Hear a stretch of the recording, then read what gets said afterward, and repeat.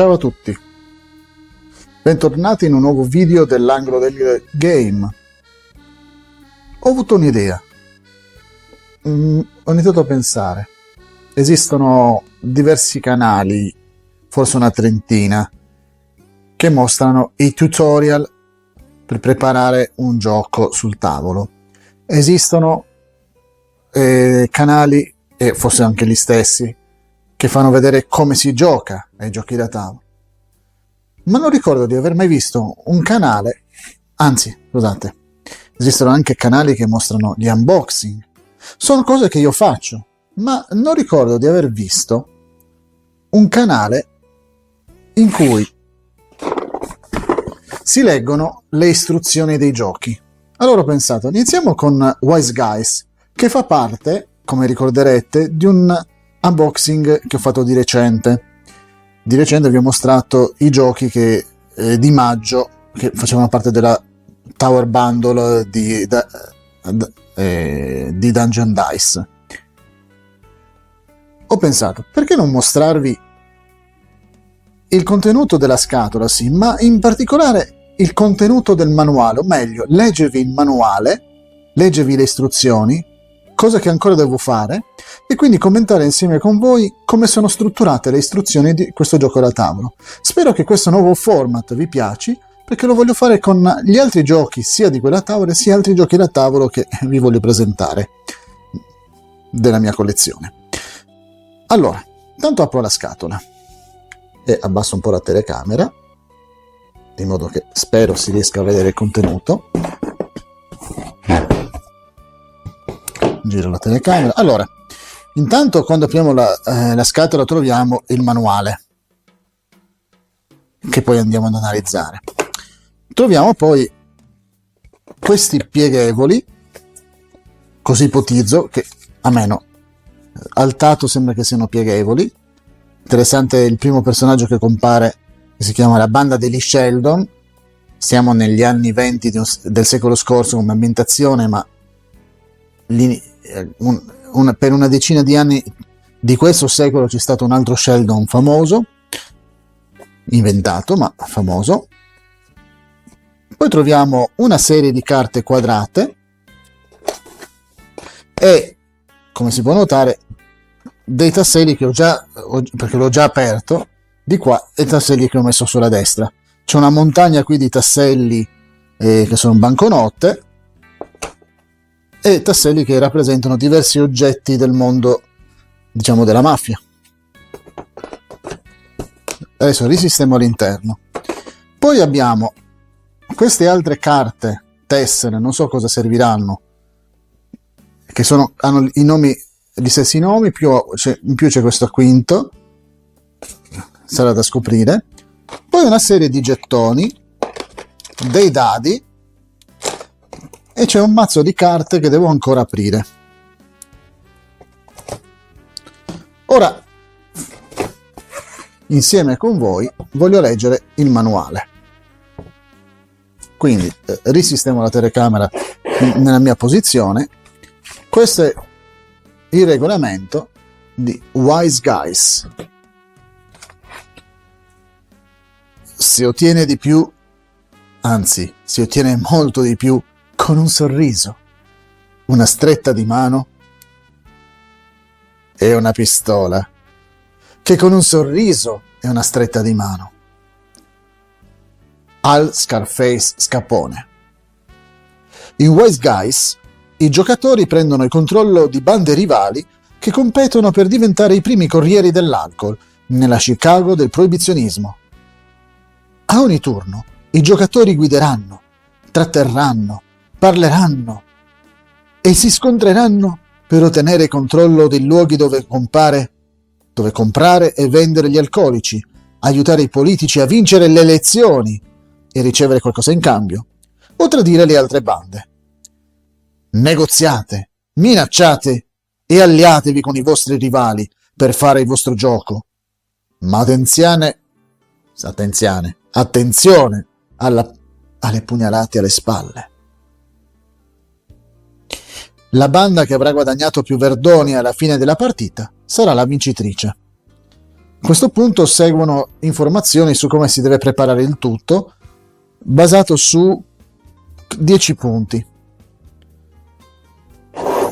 Come prima cosa dobbiamo collocare i luoghi iniziali, che sono espressi, che sono questi quadrati qua. Eccoli qua, c'è scritto luogo, dall'altra parte della carta si vede qual è il luogo, quindi in questo caso caffè del Bella Napoli. Io conoscevo la pizzeria Bella Napoli, vabbè. Quindi si collocano 5 luoghi iniziali vicini al centro del tavolo in qualsiasi ordine. Collocare i luoghi d'affari, che dovrebbero essere allora facciamo subito un commento. Qui mi dice di inserire i luoghi iniziali e i luoghi d'affari, ma il manuale in questo momento non mi ha spiegato qual è la differenza.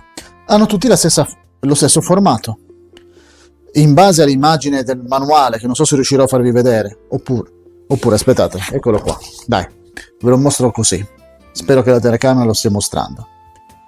Sono 3 carte sopra, scusate, 5 carte sopra e poi 9 carte 3x3.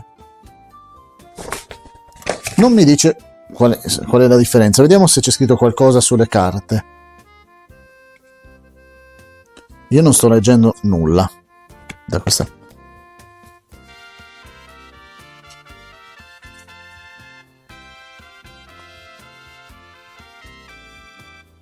Ma forse i luoghi iniziali sono quelli qui girati, ossia Municipio, Wise Guys. Ma no, perché siamo al punto 1. I luoghi iniziali allora sono la distilleria, il pronto soccorso e la fabbrica di armi. I luoghi iniziali. E che, un attimo, cioè vi mostro. Poi sono questi 3. Punto 1. Punto 2 sono questi 6. Va bene. Poi punto 3. Comporre il mazzo ruggenti anni 20. Mescolate il mazzo ruggenti anni 20 e collocate 15 carte a faccia in giù a formare una pila sul tavolo. Le altre carte ruggenti anni 20 non verranno usate in questa partita e si possono mettere da parte. Ok. Allora, diciamo che il manuale non si presenta bene, perché io sono alla prima lettura del manuale e già vedo degli errori, perché mi dice colloca 5 luoghi iniziali al punto 1. Ve lo mostro qua. Riuscite a vedere? Punto 1.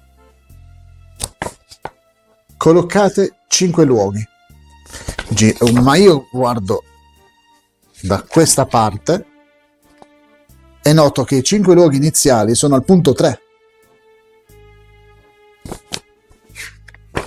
Quindi c'è stato di sicuro un errore nella compilazione del manuale in italiano. Ora mi sorge un dubbio. Chi ha creato il gioco? Philly Yates non è un nome italiano. Edizione italiana a cura di Bertrand Furcas. E se stai guardando i video ti devo dire che c'è qualche errore che trae in inganno il modo in cui si deve preparare il gioco, e in questo modo si perde parecchio tempo. Molti si lamentano del fatto che la preparazione di un gioco da tavolo spesso è più lunga della partita stessa. Se poi il manuale contiene delle informazioni messe a casaccio, diventa ancora più complicato. Comunque, una cosa, avrete notato che io ho mostrato questa sezione, ma la pagina è completa. Ecco che qui c'è una tabella che viene il nostro soccorso. Forse si sono accorti che qualcosa non tornava, bastava solo semplicemente inserire i numeri nell'ordine giusto. Tessere luogo. Eccolo qua. Esistono 2 tipi di tessere luogo. Luoghi iniziali e luoghi d'affari. Ogni tessera al luogo mostra i benefici ottenuti dal giocatore che la controlla. Poi sarà spiegato più avanti. Io sono a pagina 3 e mi dice di andare a pagina 10. In più, cosa occorre fare per controllarla? Pestaggio e accordo. E qui a pagina 12 sarà spiegato. Ora guardando questo riquadro inizio ad avere delle maggiori informazioni. Luoghi iniziali. Luoghi iniziali, vediamo dove si trovano. Vi ricordo che io sto guardando per la prima volta il manuale, quindi non so cosa c'è in questo gioco. Sto facendo quello che succede a un qualunque giocatore che apre per la prima volta una scatola. Ok, ci sono 5 tessere con scritto luogo iniziale e le altre solo luogo. Meno male, perché questo non mi era stato spiegato nel punto 1. Mi era stato dato per scontato che io avessi già letto a destra la tabella, quando in realtà nella lingua italiana un testo incolonnato si legge da sinistra verso destra. Quindi c'è un problema di impaginazione. I luoghi d'affari, quindi le carte con il retro scritto, con scritto sul retro solo luogo. Le tessere luogo d'affari, potevano scrivere luogo d'affari, cioè hanno un nome luogo d'affari queste tessere, ma scrivono solo luogo. Vabbè, può anche starci. Beh, le tessere luogo d'affari in gioco cambiano ogni partita e vengono collocate casualmente a faccia in giù sul tavolo durante la preparazione. Sono contrassegnate come luogo sul retro. C'ero arrivato con molta fatica, ma ancora una volta noto un problema. Qua mi dice colloca i 5 luoghi iniziali. Se io non so che c'è scritto luogo iniziale dietro, ma poi leggo nel punto 2, eccolo qui, i luoghi d'affari, no, dov'era? Ah no, nel punto 1 diceva che i 5 luoghi iniziali si possono porre in qualsiasi ordine, ma io vedo associato come punto 1 la seconda riga, quella invece dei luoghi. Ipotizzo che quindi la prima riga debba essere composta solo da queste 3 carte, dove c'è scritto distilleria, pronto soccorso e fabbrica di armi, in un ordine casuale. Ma poi mi spiega il contrario, cioè qualcosa di diverso, perché semplicemente hanno scambiato punto 1 con punto 2. Poi ci sono altri luoghi. Così come le tessere luogo iniziale e luogo d'affari, anche le carte covo e le carte ruggenti anni 20 opportunità sono luoghi. Un attimo che le vado a cercare perché a questo punto devono essere in mezzo a queste. Non è in questo gruppo, deve essere in quest'altro gruppo.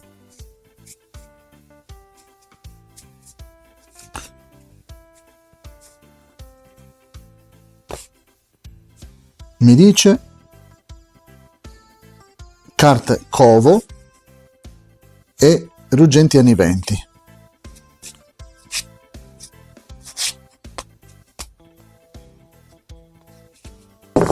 Non trovato. Vediamo di qua.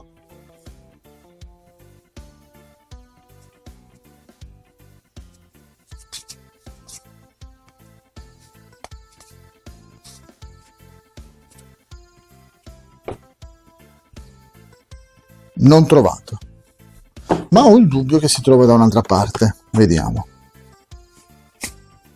Non è questo.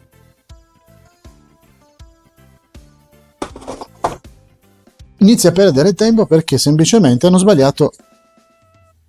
È stato realizzato male il manuale. Io non sapevo che sarebbe andata così. Ho detto voglio inaugurare questa nuova rubrica.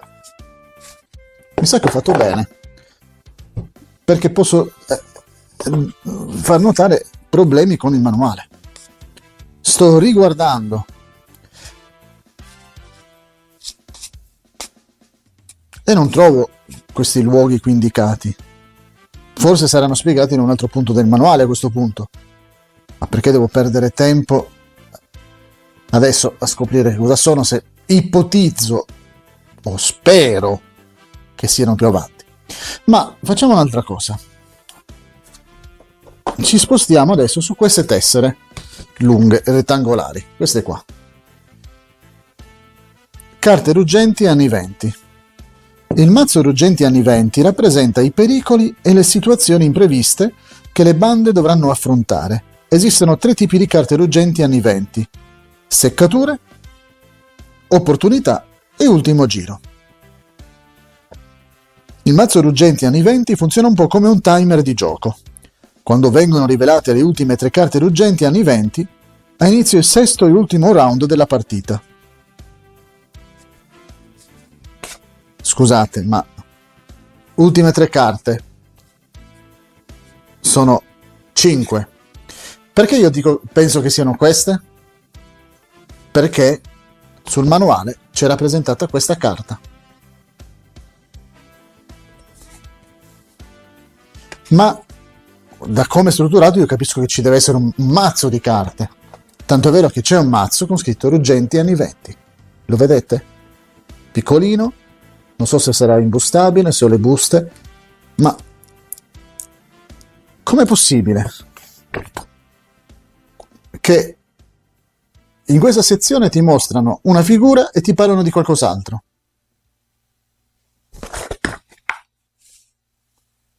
Spero che questa nuova rubrica vi piaccia, in cui analizzo i manuali. Magari mi capiteranno dei manuali fatti meglio. Speriamo. Vabbè, poi ci sono, giusto, ormai che ci siamo, leggiamo. Carta e seccatura, che quindi dovrebbero essere qui dentro. Leggo qui riorganizzazione. Seccatura, eccola qua. Carta seccatura. È questa qui. Le seccature introducono nuove regole che hanno effetto sui giocatori per tutto il round. Le seccature possono limitare la possibilità di cambiare alcune regole o persino dare dei bonus ai giocatori. Laddove le regole su una carta seccatura contraddicono questo regolamento, la carta seccatura ha la precedenza. Ottimo. Carte opportunità. Le opportunità sono luoghi temporanei che le bande possono controllare per intascare qualche dollaro. Funzionano come un normale luogo, con l'eccezione che vengono scartati alla fine del round. Se uno scagnozzo si trova su un'opportunità quando viene scartata, quello scagnozzo torna al covo.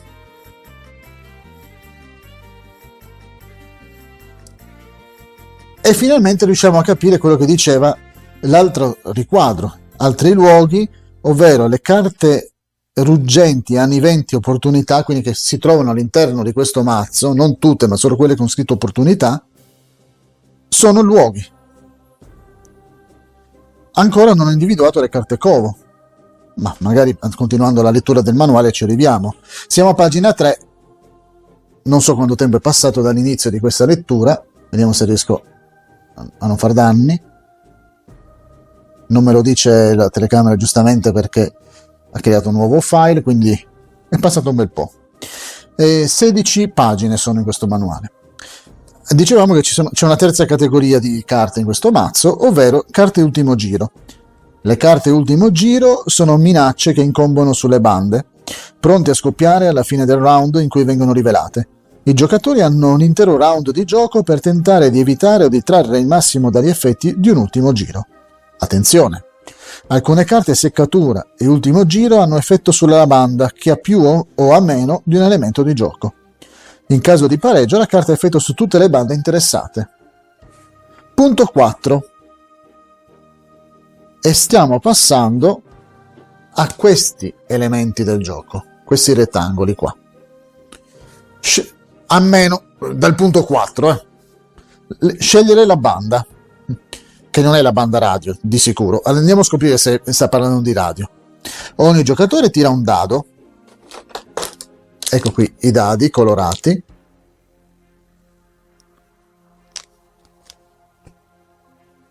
Il giocatore che ottiene il risultato più alto sceglie la banda da giocare e prende la carta covo corrispondente.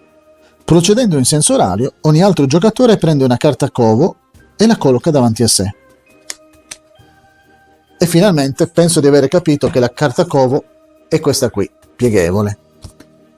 Ogni giocatore, quindi probabilmente... O forse questa è la carta... Ci sto arrivando. Questa è la carta banda. Queste sono le carte luogo, covo. Ci sono arrivato finalmente. Per intuizione. Diciamo una cosa. I dadi, non so se si nota da manuale, ma sono di 4 colori. gli stessi 4 colori di ciascuna banda e il relativo covo. I giocatori quindi prendono il dado di un qualsiasi colore, ma non è detto che giocheranno con quel dado a questo punto, perché se il dado è collegato a quella banda e decide chi ha fatto il numero più alto, probabilmente aveva scelto quel colore per poi avere la banda di quel colore. Gli altri invece si ritroveranno a non poter prendere necessariamente la banda che volevano. È un po' particolare il fatto dei dadi colorati. Magari più avanti ci sarà spiegato qualcosa che rende un po' più logica la cosa. Punto 5. Vado a vedere il manuale per capire dove siamo. Punto 5. Ho già intuito che è questo cartoncino qua. L'ultimo giocatore a scegliere il covo riceve il segnalino boss dei boss e sarà il primo a giocare durante il primo round. Ok, quindi questo è il segnalino primo giocatore, chiamato boss dei boss. Punto 6. Sono i vari rettangolini che abbiamo visto prima, quindi le banconote come questa, poi le macchine degli anni 20 che hanno vari colori, il mitra e forse altri oggetti qui dentro. Adesso lo scopriamo.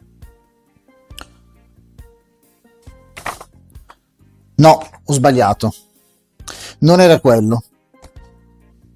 Posizionare lo schermo delle risorse, ovvero questo, che è la banda alla fine. Ogni giocatore colloca lo schermo delle risorse della sua banda accanto alla sua carta covo. I giocatori conservano i soldi, armi e alcol dietro i loro schermi. Ma quindi ci sarà forse anche... dovrebbe esserci anche l'alcol in mezzo. Va bene. Tenere all'oscuro gli altri giocatori dei propri soldi, armi e alcol è importante. È meglio non far sapere a tutti quanti ne abbiate. Eccolo qua piegato. Ma faccio notare questa frase: è meglio non far sapere a tutti quanti ne abbiate. Oppure è meglio non far sapere a tutti quanti ne abbiate. Potevano strutturare meglio questa frase. Informazioni pubbliche. La carta covo deve essere sempre visibile. Quindi questa qui deve essere sempre visibile. Questa qua. Dalla parte opposta c'è una spiegazione, credo che sia la storia della famiglia.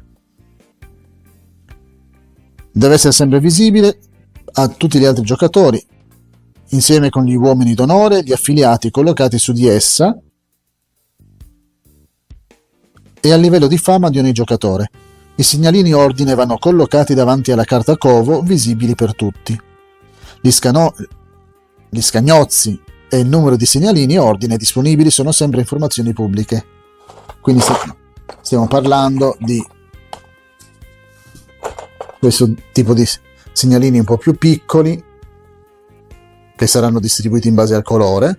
Ci sono vari colori, c'è il gruppo e questi che sono un po' più grandi.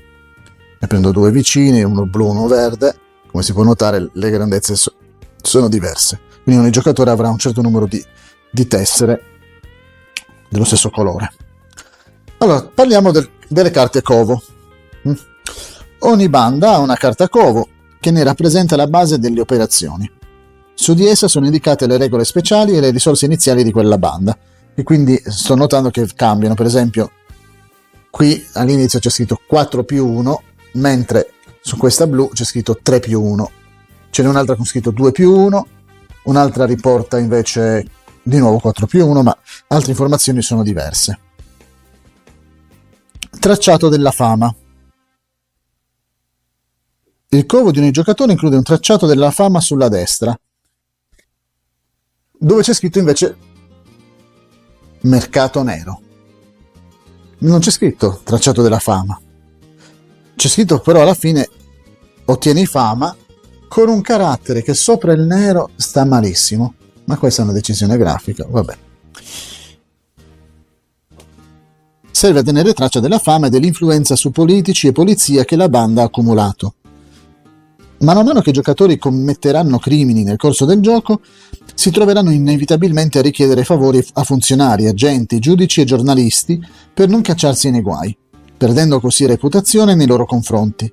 Il tracciato della fama rappresenta il potere e controllo della banda e determina quanto alcol possa vendere sul mercato nero. E questo poi sarà spiegato meglio nella pagina 8. Ogni giocatore inizia la partita con l'indicatore della fama sul livello iniziale.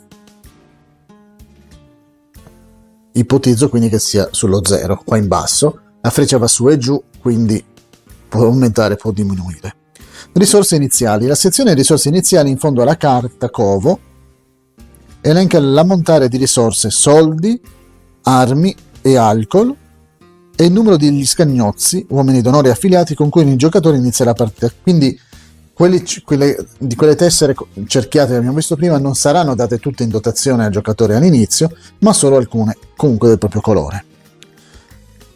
Approfondimento sul segnalino boss dei boss.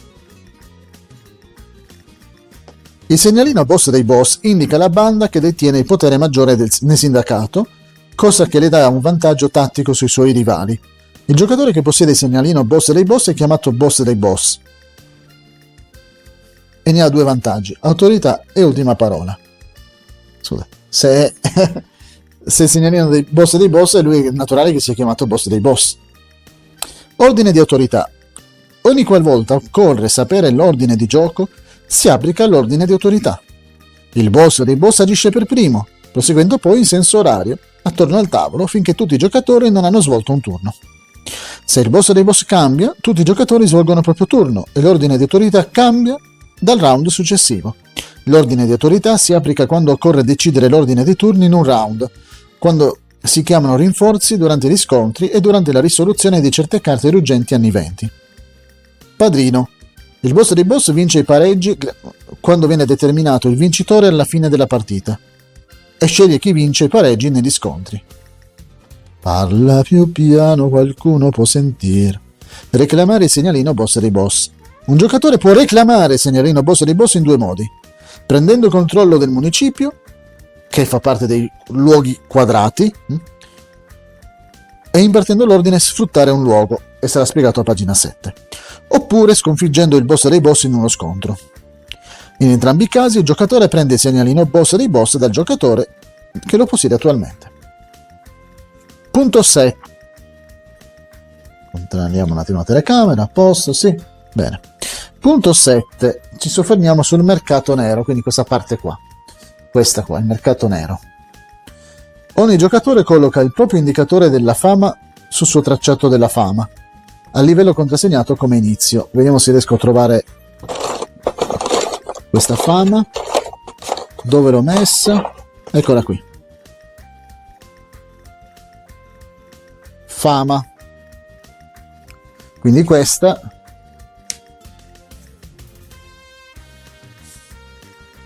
salirà o diminuirà.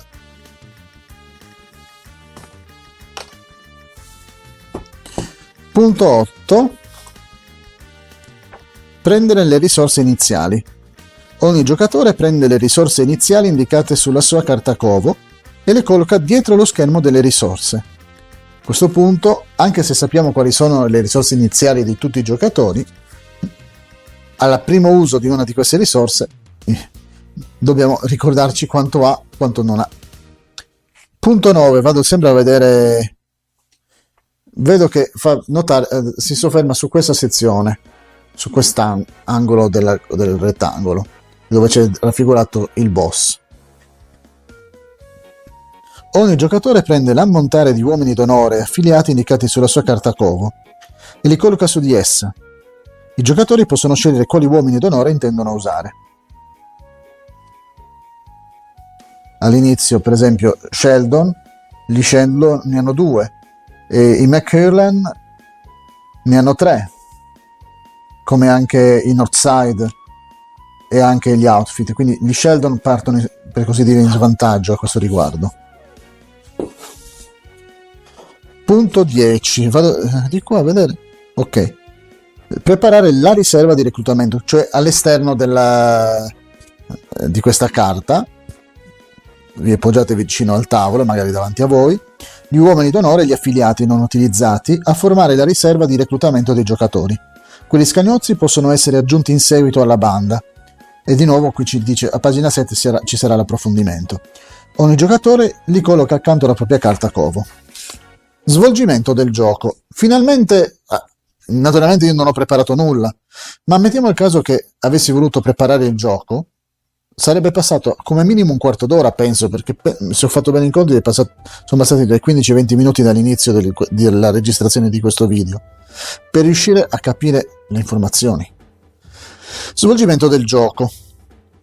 Quindi finalmente arriviamo al regolamento vero e proprio. Ogni partita di Wise Guys è divisa in 6 round. Durante ogni round si svolgono i seguenti 7 passi. Riepilogo del round. Primo passo, prendere i segnalini ordine. Ogni giocatore prende i segnalini ordine che userà durante il round. 2. Nuovi territori.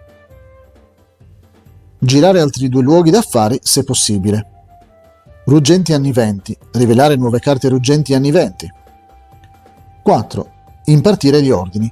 I giocatori fanno a turno per impartire gli ordini finché tutti i giocatori non hanno usato tutti i loro segnalini ordine. 5. Mercato nero. I giocatori decidono l'ammontare di alcol che intendono vendere al mercato nero e ricevono i guadagni. 6. Ultimo giro. Risolvere ogni eventuale carta ruggenti anniventi, ultimo giro. 7. Ripulita. Rimuovere i segnalini ordine dai luoghi. Scartare le carte ruggenti anniventi a faccia in su. Tirare per gli scagnozzi feriti nel pronto soccorso. Queste sono le 7 fasi o i 7 passi di ogni round.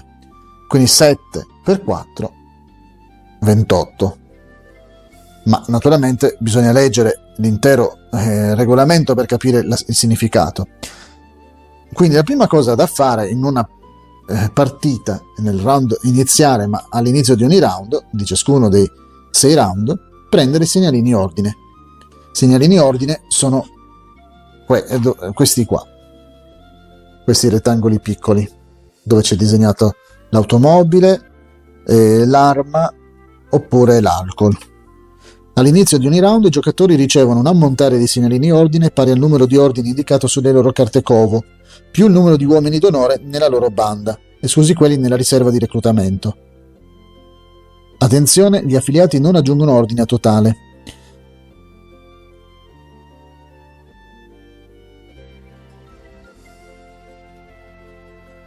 E quindi è qui indicato. Ogni giocatore colloca i propri segnalini ordine davanti alla sua carta covo, in modo che gli altri possano vederli. È importante che tutti possano vedere facilmente quanti ordini rimangono agli altri. Ordine, esempio, Nadia sta giocando il Chicago Outfit e ha 4 ordini. Aspettate che prendo il Chicago Outfit. Eccolo qua.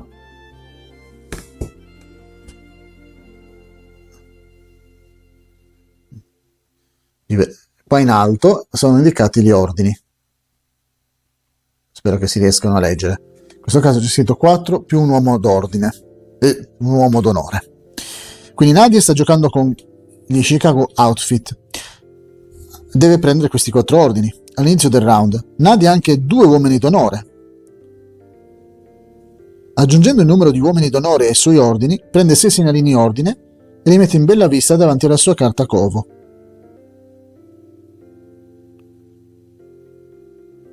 Non mi è chiaro perché qui c'è scritto un uomo d'ordine, un uomo d'onore, 4 più 1. Quindi Nadia all'inizio, provo a leggere, scambio durante un no, qui non è spiegato, qui non è spiegato, dall'altra parte non ci sono numeri. Qual è il criterio con cui si capisce che devono essere 2 uomini d'onore? Al momento non è chiaro, perché sulla carta non è indicato. Io leggo 1 e anche sulle altre c'è scritto sempre 1. Vabbè, non è chiaro. Vediamo qua. Punto 2. Tanto il punto 1 abbiamo capito che difetta di spiegazione, ha bisogno di spiegazione. Rivelare 2 luoghi d'affari a faccia in giù, se ci sono luoghi rimanenti a faccia in giù.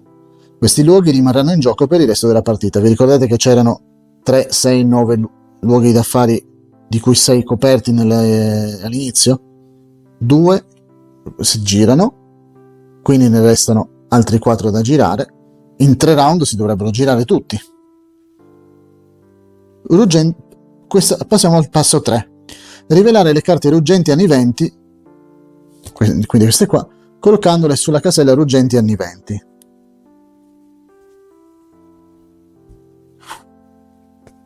Qua, come si può notare, qui vanno 3 carte. Primo round rivelare una carta, secondo round rivelare 2 carte, terzo e tutti gli altri round rivelare 3 carte, 1, 2, 3 e sempre 3. Rivelare l'ultima carta ruggenti anni 20 durante il sesto round annuncia la fine della partita e l'inizio dell'ultimo round, giustamente. Quindi diventano 3, 3 per 4 12, più 3 15. 15 carte saranno rivelate. Impartire gli ordini, che è il passo 4. In ordine di autorità, cominciando dai boss dei boss e proseguendo in senso orario, i giocatori fanno a turno per scartare un segnalino ordine e impartire un ordine. Quindi se un giocatore ha 4 ordini, più quelli ricevuti come risorse iniziali, quindi potrebbero essere in questo caso, restando nell'esempio degli outfit, all'inizio una mitragliatrice e 4 di alcol, più 4 automobili, quindi gli ordini sono le automobili. Rosse, blu. Non so se cambi qualcosa fra le auto rosse e auto blu, comunque ne ha 4 in questo caso. Diceva un giocatore ne può avere 2 e un altro ne può avere 3. 2 invece ne hanno 4. Va bene. Ha 4 macchinine, quindi 4 ordini. I giocatori continuano ad alternarsi per impartire gli ordini finché tutti non hanno utilizzato tutti i loro segnalini ordine. Esistono 7 ordini. Eccolo qua. Guidare fino a un luogo, probabilmente con le macchine. Sfruttare un luogo. Scontrarsi per un luogo. Reclutare un affiliato. Promuovere uomo d'onore. Attendere, ordine della banda. Se possiede dei segnalini ordine rimanenti, un giocatore deve impartire un ordine, anche se si trattasse solo di un ordine attendere. Se un giocatore non ha più segnalini ordine rimanenti, quel giocatore impartisce automaticamente un ordine attendere. Per evitare confusione, e a meno che un giocatore non stia sfruttando un luogo, rimettere nella scatola del gioco i segnalini ordine scartati. Cerchiamo di capire meglio cosa significano quindi questi 7 ordini. Guidare fino a un luogo. Un ordine guidare fino a un luogo permette a un giocatore di spostare i suoi scagnozzi tra i luoghi. Per farlo sceglie un luogo da cui muoversi e un altro verso cui muoversi e sposta un numero qualsiasi dei suoi scagnozzi dal primo luogo fino al secondo. Un giocatore non può muovere i suoi scagnozzi da o verso il pronto soccorso o il covo di una banda rivale. Attenzione! Le carte opportunità sulla plancia ruggenti anni 20 sono dei luoghi verso cui è possibile guidare, che si possono sfruttare e per cui ci si può scontrare. Quindi questa è la plancia anni 20 e qui sopra ci saranno delle carte con scritto qui a posto di seccatura, come si vede qui dietro, opportunità. Se c'è scritto opportunità sono dei luoghi e si può arrivare. Esempio: Alice impartisce l'ordine guidare fino a un luogo.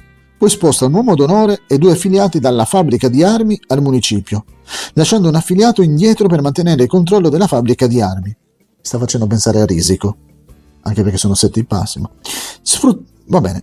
Ora, l'altro possibile ordine è sfruttare un luogo. Un ordine sfruttare un luogo permette a un giocatore di avvantaggiarsi di un luogo sotto il suo controllo. Dato che i luoghi possono essere sfruttati solo una volta per round, il giocatore colloca il suo segnalino ordine su di esso per indicare che è stato sfruttato. Un giocatore ha il controllo di un luogo se è l'unico ad avere degli scagnozzi su di esso. Esempio, ancora una volta Alice. Nel primo esempio c'era Nadia, adesso sono già 2 volte che compare Alice. Impartisce un ordine sfruttare un luogo. Per farlo colloca il segnalino ordine speso sulla fabbrica di armi e usa la capacità transazione e scambio per comprare delle armi. Un altro ordine è scontrarsi per un luogo. un ordine scontrarsi per un luogo permette a un giocatore di ottenere il controllo di un luogo scacciando le bande rivali. Un giocatore deve avere almeno un uomo d'onore nel luogo per dare il via a uno scontro per quel luogo. Non è possibile scontrarsi per un luogo in cui si possiedono solo affiliati. Esempio: Alice ha un uomo d'onore e 2 affiliati nel municipio. Impartisce un ordine scontrarsi per un luogo per cercare di prendere il controllo. Un altro possibile ordine è reclutare un affiliato. Un ordine reclutare un affiliato aggiunge un affiliato alla banda. Il giocatore prende un affiliato dalla sua riserva di reclutamento e lo colloca sulla sua carta covo. Non è possibile avere più di 5 affiliati sulla propria carta covo. Esempio, sempre Alice, impartisce un ordine a reclutare un affiliato, aggiungendo un affiliato dalla sua riserva di reclutamento al suo covo. Qua siamo Alice nel paese degli anni 20. Promuovere a un uomo d'onore. Un ordine promuovere a un uomo d'onore eleva un affiliato allo status di uomo d'onore. Per impartire quest'ordine il giocatore deve scartare un segnalino soldi e un segnalino arma, oltre a segnalino ordine. Quando promuove un affiliato, quell'affiliato viene rimesso nella riserva di reclutamento del giocatore e sostituito con un uomo d'onore. Stanno spostando le sedie probabilmente. Non è possibile avere più di 5 uomini d'onore nella propria banda, quindi massimo 5 affiliati, massimo 5 uomini d'onore, un totale di 5 cerchietti.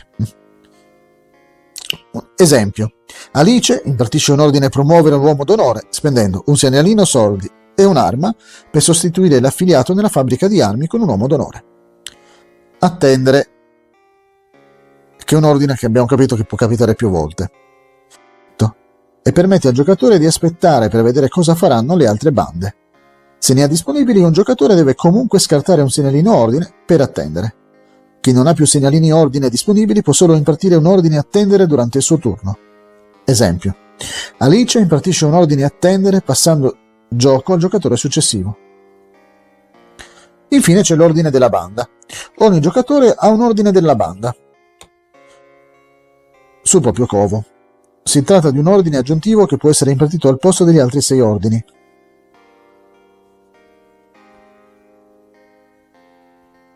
Come ogni altro ordine, un giocatore può decidere di impartire un ordine della banda tante volte quanti sono i suoi segnalini ordine. Cambia da giocatore a giocatore. Per esempio, i Chicago Outfitters cambiano una banconota per una fama, massimo una di fama. E gli Sheldon rubano l'alcol a una banda rivale, una sola tessera, un solo ordine di alcol. E l'ordine della banda di Mackerlan, energumeni a pagamento, scambia una banconota per un'arma. E poi c'è la banda del Northside che con il suo crimine minore ottiene banconote, una volta per ordine. Riepilogo degli ordini: scegliere gli ordini da impartire durante ogni turno, guidare fino a un luogo, spostare gli scagnozzi da un luogo a un altro, sfruttare un luogo, usare un luogo controllato, scontrarsi per un luogo con un uomo d'onore, dare il via a un paesaggio o un accordo in un luogo contestato, reclutare un affiliato aggiungendo un nuovo affiliato al covo, promuovere un uomo d'onore, scartare un segnalino soldi o un'arma per promuovere un affiliato uomo d'onore, attendere, non si fa nulla, ordine della banda, usare l'ordine riportato sulla propria carta covo. Dopodiché ho visto che in mezzo a queste carte luogo ce n'è uno in particolare. Vediamo se la trovo. Eccola qui.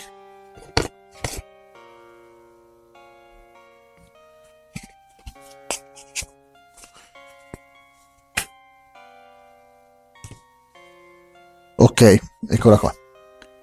Fammi vedere. Come si può notare, qui c'è scritto 3 giocatori e di qua 4 giocatori, quindi cambia un po' leggermente la regola. Il mercato nero: dopo che hanno impartito tutti i loro ordini, i giocatori hanno l'opportunità di vendere l'alcol al mercato nero. La quantità di alcol, quindi questo è il quinto passo dei 7 da svolgere, ricordiamoci, durante un round. La quantità di alcol che è possibile vendere è limitata dalla fama ottenuta, come indicato dai numeri a destra del tracciato della fama. Esempio: Michele ha fama 3, quindi può vendere solo 3 alcol. Elisabetta e Nadia hanno entrambe fama 2, quindi possono vendere 2 alcol ciascuna. Con la sua fama 4 Nicola ha così tanti contatti che non ha limite alla quantità di alcol che può vendere. Scusate, ma e Alice? Con che criterio hanno scelto i nomi? Potevano ipotizzare una partita completa di 4 giocatori con gli stessi nomi che si ripetono. No, invece hanno sostituito, hanno mantenuto Nadia e hanno mandato via Alice, sostituita da Michele, Elisabetta e Nicola. Boh, vabbè. Domanda e offerta. Più alcol viene venduto al mercato nero, minore sarà il suo valore. I giocatori tengono segretamente in mano l'alcol che intendono vendere e poi distendono il braccio sul tavolo a indicare di aver preso la decisione. Una volta che tutti hanno disteso il braccio sul tavolo, i giocatori aprono la mano e rivelano l'ammontare di alcol.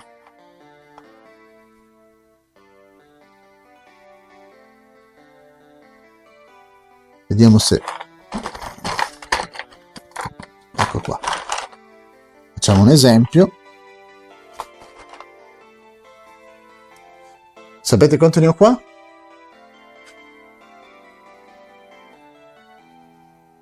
Vediamo se riesco a farvi vedere.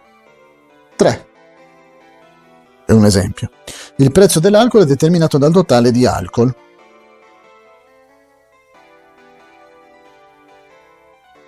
Che è in vendita. Per trovare il prezzo preciso, prendete la carta mercato nero corrispondente al numero di giocatori e trovate il numero corrispondente al totale di alcol in vendita.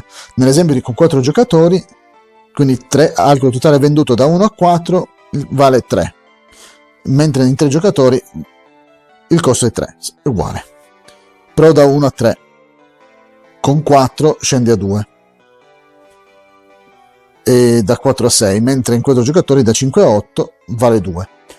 Al meno 7 in 3 giocatori vale 1, a meno 9 vale 1, se si gioca in 4. Una volta che è stato stabilito il prezzo al mercato nero dell'alcol, il giocatore riceve quell'ammontare di soldi per ogni alcol che sta vendendo e tutto l'alcol venduto viene scartato. Esempio, Nicola ha accumulato 6 alcol dietro il suo schermo delle risorse e può venderne quanto ne vuole. Tuttavia, per tenere il prezzo alto, non vuole che vengano messi in vendita più di 7 segnalini alcol. Guardando le carte covo degli altri, Nicola calcola che i suoi rivali possono mettere in vendita un massimo di 6 segnalini alcol. Decide quindi di non rischiare e prendere in mano solo 3 segnalini alcol. Una volta che tutti i giocatori rivelano l'alcol che hanno in mano, si scopre che Elisabetta ne sta vendendo 2, mentre gli altri mostrano le mani vuote. Con 5 segnalini alcol nel mercato nero in una partita con 4 giocatori, ogni segnalino vale 2 soldi. Nicola ne riceve 6 ed Elisabetta 4. Diventerà di sicuro più facile da capire questo calcolo una volta che si gioca. Perdere fama. Qualsiasi giocatore che vende dell'alcol al mercato nero, scusate, dimenticavo un particolare. Sul tracciato dell'alcol c'è questo, dove indica nessun limite di vendita se sei a livello 4. All'inizio, che sei a livello 3, ne puoi vendere fino a 3, e man mano che scendi 2, 1, oppure a livello 0 ti dice scegli un capo espiatorio, e qui fra po' penso che sarà spiegato. Quando si perde fama, qualsiasi giocatore che vende dell'alcol al mercato nero deve perdere una fama alla fine del passo mercato nero. I giocatori perdono sempre e solo una fama, a prescindere da quanto alcol abbiano venduto. Quindi se un giocatore è a livello 4 scende al 3, se è a livello 1 scende a 0. Poi il passo 6, che si chiama ultimo giro. Dopo che è finito il passo mercato nero e che tutti hanno nascosto i loro soldi sporchi dietro lo schermo delle risorse, risolvere ogni carta ruggenti anni 20 ultimo giro nell'ordine in cui sono state pescate. Faccio notare che c'è spazio per 3, quindi 1, 2, 3. Tanto vedo che la batteria è quasi scarica, quindi mi sa che adesso inizio a chiudere la registrazione. Siamo a metà manuale, magari non vi leggo il resto del manuale. Alcune carte ultimo giro hanno effetto sulla banda con più o meno di un elemento di gioco, solitamente la fama. In caso di pareggio la carta ha effetto su tutte le cose interessate. Poi l'ultimo passo del round è la ripulita. Alla fine di ogni round di gioco occorre seguire alcuni passaggi per prepararsi ad affrontare il round successivo. Il pronto soccorso e prepararsi per la prossima opportunità. Non lo leggo, non ve lo spiego perché non c'è il tempo. è limitato. Scopo del gioco: la partita finisce al termine del 6º round. I giocatori sapranno di essere all'ultimo round quando riveleranno l'ultima delle carte anni ruggenti, o ruggenti anni. Alla fine dell'ultimo round tutti i giocatori sollevano i loro schermi delle risorse e rivelano i segnalini che tenevano nascosti. Chi ha più soldi vince. In caso di pareggio, se uno dei giocatori interessati al boss dei boss vince, altrimenti vince il giocatore con più armi. Oppure, se c'è un pareggio di armi, le bande interessate si scontrano in un pestaggio. Ogni giocatore tira un dado e somma i bonus al pestaggio di tutti i suoi uomini d'onore affiliati, a prescindere da dove si trovino. Il vincitore di quell'ultimo scontro sarà il vincitore della partita. Ci sono altre informazioni nel manuale che adesso non sto a leggere, ad analizzare, ma vi dico giusto un particolare: che per venire in soccorso di tutti i giocatori, nell'ultima pagina c'è un glossario che spiega le parole principali del gioco. Accordo, affiliato, alcol, luogo contestato, mazzo ruggenti anni 20, transazione, eccetera. Qui ci sono le spiegazioni, con anche indicato in che pagina si trova la spiegazione. Nell'ultima pagina c'è un riepilogo di come funziona il gioco. Quindi c'è un riepilogo dei 7 passaggi di ciascun round, un riepilogo degli ordini e soprattutto, quello che non abbiamo visto in questo video per motivi di tempo, un riepilogo di cosa fare durante gli scontri.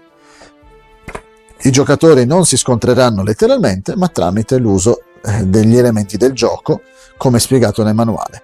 Allora, io non ho ancora provato questo gioco, è la prima volta che do uno sguardo al manuale, avevo solo aperto la scatola per sistemare gli elementi. Cosa dire? Sembra interessante perché penso che sia un gioco in cui ci si scontra con i compagni di Ventura, si potrà di sicuro scherzare insieme durante la partita, addirittura da quel capito si possono prendere accordi con gli altri giocatori e diventare affiliati di un'altra banda?